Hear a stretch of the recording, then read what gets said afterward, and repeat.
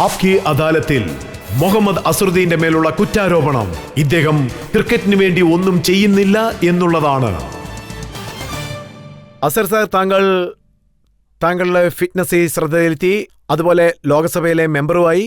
പക്ഷേ താങ്കളുടെ ക്രിക്കറ്റ് സുഹൃത്തുക്കൾ എന്താ പറയുന്നതെന്ന് വെച്ചാൽ താങ്കൾ ക്രിക്കറ്റിന് വേണ്ടി ഒന്നും ചെയ്യുന്നില്ല എന്നുള്ളതാണ്. ഞാൻ ചെയ്യാൻ തയ്യാറായിരുന്നു, പക്ഷേ എന്നെ ബാൻ ചെയ്ത ശേഷം എനിക്കൊന്നും ചെയ്യാൻ പറ്റിയില്ല. ഇതിൽ എൻ്റെ ഭാഗത്ത് തെറ്റൊന്നും ഉണ്ടായിരുന്നില്ല. ഞാൻ എപ്പോൾ എവിടെ പോയാലും എന്നെ എവിടെ വിളിച്ചാലും ഞാൻ അവിടെ പോയിട്ട് ഹെൽപ്പ് ചെയ്യും.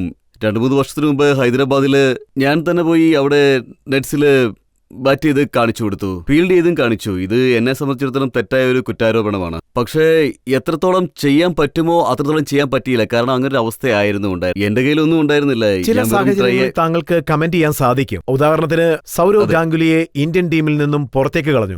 ഒരുപക്ഷെ അദ്ദേഹവും പ്രതീക്ഷിച്ചു കാണും അസറുദ്ദീൻ തനിക്ക് വേണ്ടി എന്തെങ്കിലും സംസാരിക്കുമെന്ന്. ഞാൻ പറഞ്ഞിട്ടുണ്ട്, അദ്ദേഹത്തിനെ മാറ്റുന്ന സമയത്ത് ഞാൻ കമന്റ് ചെയ്തിരുന്നു. വളരെ നല്ല ക്യാപ്റ്റൻ ആയിരുന്നു. അതുപോലെ എൻ്റെ റെക്കോർഡ് ബീറ്റ് ചെയ്തതും അദ്ദേഹം തന്നെയാണ്. അദ്ദേഹത്തിന്റെ ക്യാപ്റ്റൻസിയെ കുറിച്ച് ഏറ്റവും കൂടുതൽ നല്ലത് പറഞ്ഞിട്ടുള്ളത് ഞാൻ തന്നെയായിരിക്കും. അദ്ദേഹത്തിന് വേണ്ടി ഞാൻ സംസാരിച്ചിരുന്നു. പക്ഷേ അദ്ദേഹത്തെ മാറ്റിയ അത് വളരെ തെറ്റായ ഒരു കാര്യമായിരുന്നു. പക്ഷേ ഇന്ത്യനിലായിട്ട് എന്താ സംഭവിച്ചതെന്ന് എനിക്ക് അറിയില്ലായിരുന്നു. ആളുകൾ പറയുന്നത് ഇദ്ദേഹം മീഡിയയുടെ മുന്നിൽ ഇദ്ദേഹം നേരിട്ട് സംസാരിക്കില്ല, ആളുകളോട് സംസാരിക്കില്ല, ഫോണിൽ മാത്രമേ സംസാരിക്കൂ. എനിക്ക് ഇത്ര മാത്രമേ അറിയൂ. ബാക്കി എന്താ നടന്നതെന്ന് എനിക്കറിയില്ല. അതിനെക്കുറിച്ച് എനിക്ക് ഇത്രേ പറയാൻ അറിയൂ.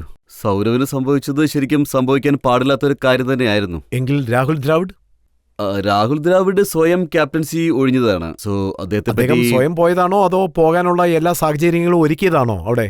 സർ, ഞാൻ പറഞ്ഞു വരുന്നത് എന്താണെന്ന് വെച്ചാൽ മനുഷ്യന് അങ്ങനെ ഒരു സാഹചര്യം ഉണ്ടായാലും ഒരുപക്ഷെ നിങ്ങൾ സ്ട്രോങ് ആണെങ്കിൽ, നിങ്ങൾക്കൊരു വിശ്വാസം ഉണ്ടെങ്കിൽ നിങ്ങൾക്ക് ഫൈറ്റ് ചെയ്ത് ഉറപ്പായിട്ടും പുറത്തു വരാൻ കഴിയും. ഇപ്പൊ ഞാൻ 92-നെ കുറിച്ച് പറയാം.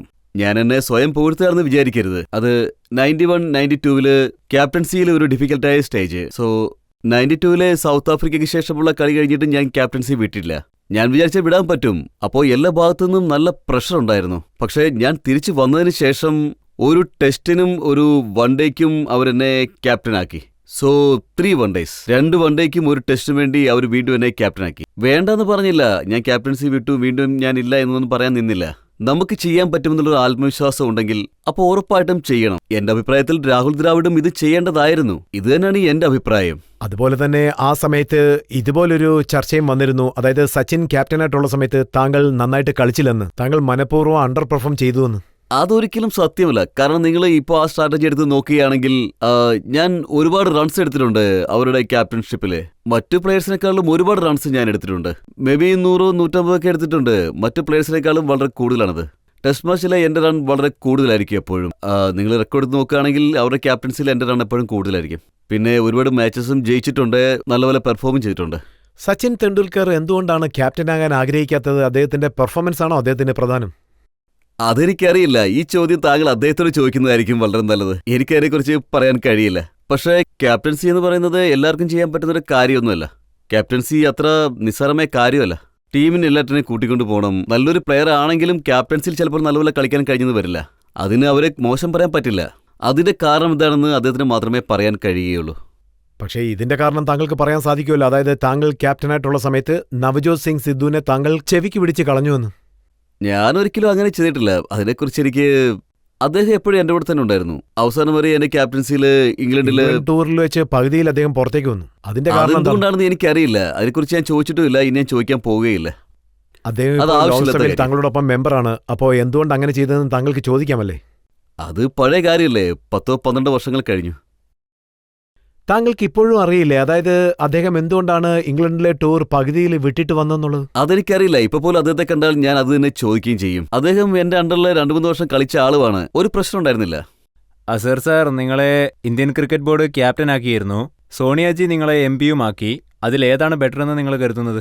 അതിനെക്കുറിച്ച് പറഞ്ഞാൽ ക്രിക്കറ്റ് ഞാൻ കളിക്കുന്ന സമയത്ത് എൻ്റെ മാക്സിമം പുറത്തെടുക്കാറുണ്ട്, നല്ലപോലെ ഹാർഡ് വർക്ക് ചെയ്യാറുണ്ട്. ഞാൻ എന്നെ പൂർണ്ണമായും സമർപ്പിച്ചാണ് കളിക്കാറുള്ളത്. സോ അത് വളരെ ഡിഫറൻ്റ് ആയൊരു ഫീലിംഗ് ആണ്. നമ്മൾ തന്നെ പരിശ്രമിച്ച് കളിക്കുന്നത് വളരെ വ്യത്യസ്തമായ ഒരു കാര്യമായിരിക്കും. അതുപോലെ സോണിയാഗാന്ധി എനിക്ക് ഈ സ്ഥാനം തന്നു, MP. അത് ഒരു ഡിഫറൻ്റ് ആയ ഫീലിംഗ് ആയിരുന്നു. അതിന് ഞാൻ ഒരുപാട് നന്ദിയുള്ളവനാണ്. ഈ 2 കാര്യത്തിലും നന്ദിയുണ്ട് എനിക്ക്. അതായത് ഈ ക്യാപ്റ്റനാകാനും MP ആകാനും എനിക്ക് യോഗ്യതയുണ്ട് എന്ന് തെളിയിച്ചതിന്. ഏത് ബെറ്റർ ആണെന്നാണ് നിങ്ങൾ പറയുന്നത് വളരെ ബുദ്ധിമുട്ടാണ്. എന്നാൽ രണ്ടും വളരെ നല്ലത് തന്നെയാണ്. സന്തോഷമുണ്ട്. പക്ഷേ ഞാനിപ്പോ MP ആയതുകൊണ്ട് ജനങ്ങൾക്ക് വേണ്ടി എന്തെങ്കിലും ചെയ്യണമെന്നാണ് ഞാൻ ആഗ്രഹിക്കുന്നത്. നാടിന്റെ വികസനത്തിന് വേണ്ടി എന്നെ കൊണ്ടാവുന്ന രീതിയിൽ ഞാൻ പരിശ്രമിക്കും. ഇപ്പോ ഇംഗ്ലണ്ടിൽ വേൾഡ് കപ്പ് നടക്കുകയാണ്.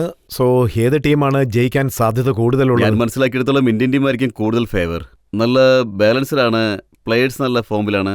പിന്നെ 2017 ഏത് പ്ലേയേഴ്സ് കളിച്ചാലും അതിൽ വലിയ മാറ്റങ്ങളൊന്നുമില്ല. അതിൽ 1-2 പേര് മാത്രമേ മാറിയിട്ടേ ഉള്ളൂ. സോ അതേ പ്ലേയേഴ്സ് ആയതുകൊണ്ട് ഞാൻ വിചാരിക്കുന്നത് എന്താണെന്ന് വെച്ചാൽ നമ്മുടെ ടീം ജയിക്കണമെന്ന് വിചാരിക്കും. നമ്മൾ ടൈറ്റിൽ ഡിഫൈൻ ചെയ്യുന്നത് അത്ര നിസ്സാരമായ കാര്യമൊന്നുമല്ല. നമ്മൾ ഒരു പ്രഷറും എടുക്കാതെ ഒരു നാച്ചുറൽ ഗെയിം കളിക്കുകയാണെന്നുണ്ടെങ്കിൽ നമുക്ക് വീണ്ടും കപ്പ് നേടാൻ പറ്റുമെന്ന് ഞാൻ വിചാരിക്കുന്നു. പക്ഷേ ഇംഗ്ലണ്ടിലെ കണ്ടീഷൻ കുറച്ച് വ്യത്യസ്തമാണ്. നമുക്കൊന്നും പറയാൻ പറ്റില്ല. കാരണം മാച്ച് നടക്കുന്ന സമയത്ത് ഇംഗ്ലണ്ടിന്റെ വെതർ കുറച്ച് അൺസർട്ടൻ ആയിരിക്കും. അപ്പോൾ 200 എടുക്കുന്നതിന് പകരം 100 റൺസ്, 140, 150 റൺസ് എടുക്കാനേ പറ്റുകയുള്ളൂ. സോ അത് വളരെ കോമ്പറ്റീറ്റീവ് ആണെന്ന് വിചാരിക്കുന്നു. ഓക്കെ, താങ്കൾ പറഞ്ഞതുപോലെ തന്നെ സംഭവിക്കട്ടെ. ഇന്ത്യൻ ടീം കപ്പ് നേടിക്കൊണ്ട് വരട്ടെ. അവസാനമായിട്ട് ആർക്കെങ്കിലും ചോദ്യം ചോദിക്കാനുണ്ടോ? സർ, എനിക്ക് നിങ്ങളോട് ചോദിക്കാനുള്ളത് ധോണി പിന്നെ സൗരവ് ഗാംഗുലി, ഇതിൽ ആരാണ് ബെറ്റർ ക്യാപ്റ്റൻ എന്നാണ് നിങ്ങൾ കരുതുന്നത്? അത് രണ്ടുപേരും ഡിഫറെന്റ് ടൈപ്പായുള്ള ക്യാപ്റ്റന്മാരാണ്. ധോണി ഒരു ഡിഫറെന്റ് ടൈപ്പ് ഓഫ് ക്യാപ്റ്റനാണ്, സൗരവ് ഒരു ഡിഫറെന്റ് ടൈപ്പ് ഓഫ് ക്യാപ്റ്റനാണ്. സൗരവ് ഗാംഗുലി ക്യാപ്റ്റൻ ആയിരുന്ന സമയത്ത് 2000 ടീം വളരെ ഡിഫറെന്റ് ആയിരുന്നു. ക്രിക്കറ്റും വളരെ ഡിഫറെന്റ് ആയിരുന്നു. ധോണി വരുന്ന സമയത്ത് ക്രിക്കറ്റ് ശരിക്കും ഡിഫറെന്റ് ആയി മാറി. സോ ഞാൻ എന്താണ് വിചാരിക്കുന്നത് വെച്ച് കഴിഞ്ഞാൽ ഈ കമ്പാരിസൺ ഞാൻ ഒരിക്കലും ഒരു പ്ലെയറിനെയും അങ്ങനെ കമ്പയർ ചെയ്യാനായിട്ട് ആഗ്രഹിക്കുന്നില്ല. ഡിഫറെന്റ് പ്ലെയേഴ്സ് ആണ്, ഡിഫറെന്റ് കണ്ടീഷനാണ്. രണ്ടുപേരും അവരവരുടെ ഇടങ്ങളിൽ ഓക്കെയാണ്. ഇപ്പോൾ ധോണി വളരെയധികം മുന്നോട്ട് പോകും. ഒരു 3-4 വർഷത്തിനുള്ളിൽ ധോണിയുടെ ക്യാപ്റ്റൻസിയെ കുറിച്ച് എല്ലാവർക്കും നന്നായി മനസ്സിലാകുകയും ചെയ്യും. ഇന്ന് നിങ്ങൾ പാർലമെന്റ് പോലെ ഒരു സ്ഥാപനത്തിൽ എത്തി നിൽക്കുകയാണ്. ഇന്ന് രാഷ്ട്രീയം തന്നെ ഒരു കളിയാക്കി മാറ്റിയിരിക്കുകയാണ്. അവിടെ നിങ്ങൾക്ക് റൺ സ്കോർ ചെയ്യാൻ പറ്റുമെന്ന് തോന്നുന്നില്ല. നിങ്ങൾ അതിനെപ്പറ്റി എന്ത് കരുതുന്നു? ഞാൻ ഇവിടെ വന്നത് ഒരു നല്ല ഭരണം നടത്താൻ വേണ്ടിയിട്ടാണ്. നിങ്ങൾ ഒരിക്കലും എന്നെക്കുറിച്ച് അങ്ങനെ കരുതരുത്. ഒരു ടീമിലെ ഒരുപക്ഷെ ഒരു പ്ലെയർ ശരിയല്ല എന്നുണ്ടെങ്കിൽ 10 പ്ലെയറും മോശമാണെന്ന് നിങ്ങൾ വിചാരിക്കരുത്. ഞാനിവിടെ നല്ലത് ചെയ്യണമെന്നാണ് ആഗ്രഹിക്കുന്നത്. ഈ യങ്സ്റ്റേഴ്സ്, യുവാക്കള്, പാർലമെന്റിൽ ഒരുപാട് ആൾക്കാരുണ്ട്. അപ്പോൾ ഞാൻ വിചാരിക്കുന്നത് നിങ്ങളും വളരെ യങ്ങായ ഒരാളാണ്. എനിക്ക് വോട്ട് ചെയ്തിട്ടുണ്ട്. ആരാണ് നല്ലവർ ആരാണ് മോശമെന്ന് നിങ്ങൾക്ക് അറിയാൻ പറ്റും. അതുകൊണ്ട് ഞാൻ നിങ്ങളോട് പറയാണ്, നിങ്ങളൊരു നല്ല നേതാവിന് വേണം തിരഞ്ഞെടുക്കാനായിട്ട്. അത് വളരെ പ്രധാനപ്പെട്ട കാര്യമാണ്. ഫിറ്റ്നസ് വളരെ കുറവായ ഒരു സ്ഥലം ഏതാണെന്ന് വെച്ചാൽ അത് നമ്മുടെ പാർലമെന്റ് ആണെന്ന് പറയാം. അവിടെ വരുന്നവരുടെ കൊടവേറൊക്കെ കണ്ടാൽ നമുക്ക് മനസ്സിലാവും. അതുകൊണ്ട് താങ്കളുടെ കൂടെയുള്ള MP-മാർക്ക് എന്തെങ്കിലും ഫിറ്റ്നസിനെ കുറിച്ച് പഠിപ്പിച്ചു കൊടുക്കാൻ താങ്കൾ ആഗ്രഹിക്കുന്നുണ്ടോ? തീർച്ചയായും. എന്നോട് ചോദിച്ചാൽ ഞാൻ ഉറപ്പായിട്ടും അവർക്ക് പറഞ്ഞു കൊടുക്കും. പിന്നെ ഇപ്പോൾ നടന്ന ഒരു നല്ല കാര്യം എന്താണെന്ന് വെച്ചാൽ അവിടെ ഒരു ജിമ്മ് തുടങ്ങിയിട്ടുണ്ട്. ചാൻസ് കിടച്ചാൽ അവിടെ പോയി നോക്കാം അതെങ്ങനെയുണ്ടെന്ന്. അപ്പോൾ ആരെങ്കിലും എന്നോട് ഹെൽപ്പ് ചോദിച്ചു വരികയാണെങ്കിൽ തീർച്ചയായിട്ടും ഞാൻ അവർക്ക് പറഞ്ഞു കൊടുക്കും. കാരണം അവരൊക്കെ വളരെ വലിയ സീനിയേഴ്സാണ്. ഞാൻ എന്തെങ്കിലും പറഞ്ഞു കൊടുത്ത് തെറ്റായി പോകാനും പാടില്ല. താങ്കളുടെ ഫിറ്റ്നസ് മുഖേന അവരെ ഇൻസ്പയർ ചെയ്യാൻ സാധിക്കുമോ? ഒരുപക്ഷെ ഇൻസ്പയർ ആകാൻ തയ്യാറാണെങ്കിൽ ഇൻസ്പയർ ആയേക്കാം.